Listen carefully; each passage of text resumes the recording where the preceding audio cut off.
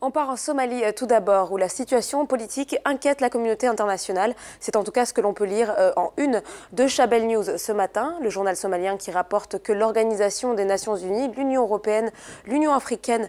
ainsi que l'Éthiopie, l'Italie et la Suède, le Royaume-Uni et les États-Unis suivent de près l'évolution de la situation dans le pays depuis l'annonce de la destitution du président de l'Assemblée nationale, Ali Abdullahi Osoblet, le 14 août dernier par l'Assemblée nationale. Donc, les partenaires internationaux de la Somalie ont en effet exhorté toutes les parties à s'abstenir de toute action qui pourrait nuire au processus de construction et de consolidation de l'État. Chabel News rappelle par ailleurs que l'investissement politique, également financier des partenaires internationaux de la Somalie est un enjeu de taille, un facteur qui explique pourquoi ils sont particulièrement préoccupés par les tentatives de formation d'un État fédéral indépendant dans la région du Hiran. Des mesures unilatérales qui n'ont aucune base juridique, poursuit le journal.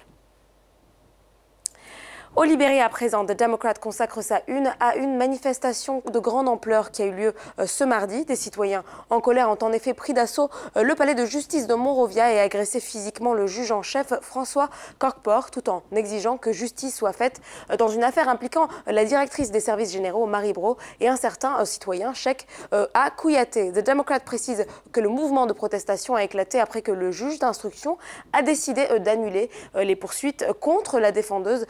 Marie Braud, qui était accusée, je rappelle, notamment d'agression pénale, de sollicitation pénale et d'oppression envers M. Kouyaté. Pour clore la revue de presse, à présent, plus de guerre entre le gouvernement congolais et les pétroliers. C'est en tout cas ce que l'on peut lire sur le site du Phare ce matin, le journal de République démocratique du Congo, qui rapporte qu'après plusieurs heures de discussion entre le ministre d'État en charge de l'économie nationale, les ministres des Finances et des hydrocarbures d'une part, et les pétroliers d'autre part, multinationaux et nationaux, eh bien les deux parties ont finalement convenu de la fin des hostilités engagées entre eux depuis quelques jours concernant le réajustement du prix du carburant à la pompe. Résultat des courses, ils ont convenu de la mise en place d'une commission d'experts dès mardi 5 septembre, avant-hier donc, avec mission d'approfondir les différentes pistes de solutions soulevées par les uns et les autres afin de parvenir à un compromis.